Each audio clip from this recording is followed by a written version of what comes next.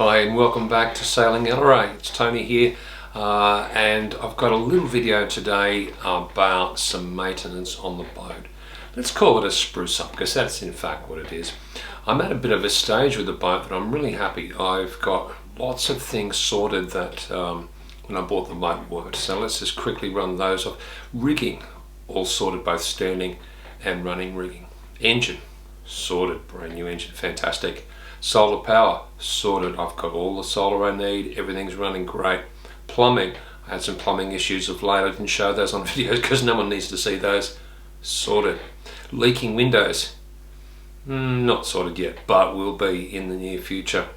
The boat is currently on the slip in Gladesville, and it is having a coat of anti-foul, and it's also having the stern gland, or the stuffing box, replaced. So I look forward to having dry bilges from here on in.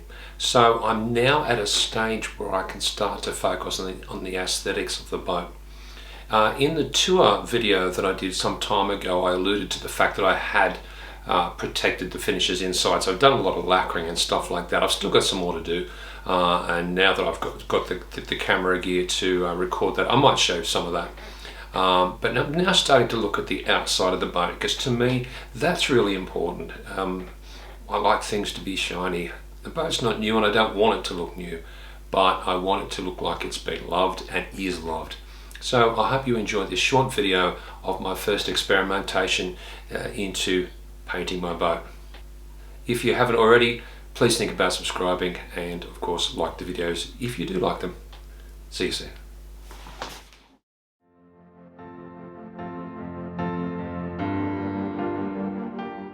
The previous owner decided to paint every inch of the deck and superstructure with gritty, non-skid paint. Works great, but looks atrocious. It's a nightmare to keep clean. And here we can see how shabby that non-slip paint starts to look when it gets dirty and when it gets worn. I appreciate there needs to be non-slip along the top of the cabin here, but on top of the turtle cover it just looks dirty and messy. And here we are at the turtle cover that I've just stripped back, and you can see the difference between that gritty non-slip and what was originally down there, which is obviously a smooth gel coat cover. As you can see, it's well, the non-slip is a bit grey in its natural tone. It's also very dirty. And the gel coat is a natural creamy colour.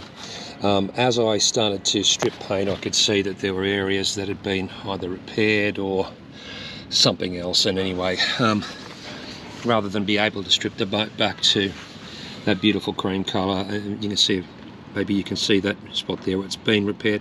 Obviously there's going to be lots of imperfections, so I think the only way to go about it is to paint it, and so I'm going to try that today, and we'll see how we go. It would be an enormous job to strip the whole boat back, and I'm not going to do that, but hopefully this will go some way in making the boat look a lot better than what it currently does.